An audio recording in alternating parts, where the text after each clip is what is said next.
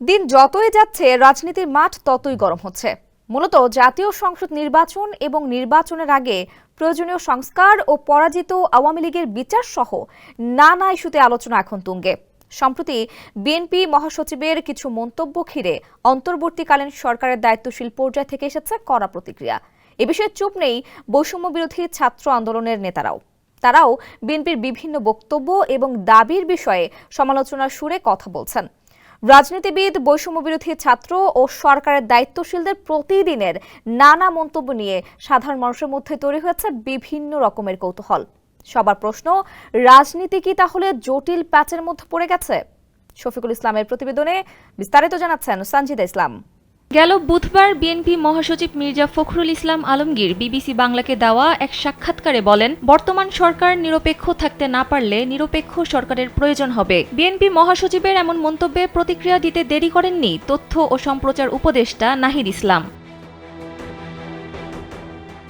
পাল্টা জবাবে নাহিদ ইসলামও শুক্রবার বিবিসি বাংলাকে দেওয়া এক সাক্ষাৎকারে বলেন, বিএনপির কথার টোন কিন্তু আওয়ামী লীগের টোনের সঙ্গে মিলে যাচ্ছে। এ নিয়ে রাজনীতিতে শুরু হয়েছে নতুন আলোচনা। নিরপেক্ষ নির্বাচন ও অন্তর্বর্তীকালীন সরকারের ভূমিকা নিয়ে বিএনপি ও বৈষম্য বিরোধী ছাত্র আন্দোলনের মধ্যেও দৃষ্টি আকর্ষণকারী মতবিরোধ চলছে। এদিকে অন্তর্বর্তী সরকারের প্রধান উপদেষ্টা ডক্টর মোহাম্মদ ইউনুস বলেছেন, দেশের মানুষ কোন ধরনের নির্বাচন চায় সেটি না জেনে সরকার নির্বাচন আয়োজন করতে পারবে না।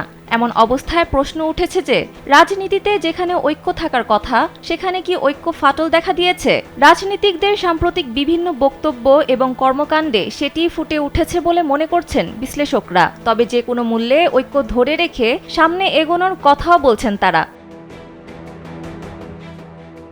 নির্বাচন প্রশ্নে সরকারের অবস্থান প্রসঙ্গে অন্তর্বর্তীকালীন সরকারের উপদেষ্টা নাহিদ ইসলাম জানান, নির্বাচন আয়োজন নিয়ে সরকারের নির্ধারিত সময়সীমার মধ্যে সমঝোতার প্রয়োজন। বিএনপি কেন অন্তর্বর্তী সরকারের নিরপেক্ষতা নিয়ে প্রশ্ন তুলছে তা স্পষ্ট করা উচিত। অন্যদিকে মির্জা ফখরুল বলেছেন, সরকার নিরপেক্ষ থাকলে তারা নির্বাচন পরিচালনা পর্যন্ত থাকতে পারবে। চলমান পরিস্থিতিতে দেশের রাজনীতি কি তাহলে প্যাচের আবর্তে পড়েছে? এমন প্রশ্নের জবাবে অর্থনীতিবিদ ও রাজনৈতিক বিশ্লেষক অধ্যাপক ডক্টর মাহবুবুল্লাহ কালবেলাকে জানান, এখনই সেটি মনে হচ্ছে না। রাজনীতিবিদরা নানা কারণে বিভিন্ন রকমের কথাবার্তা বলেন, সেটা অনেক সময় বাস্তবে রূপ নেয় না। এটি কেবলই তাদের যার যার নিজস্ব রাজনৈতিক অবস্থান শক্ত করার একটি ব্যাপার। সানজিদা ইসলাম, কালবেলা।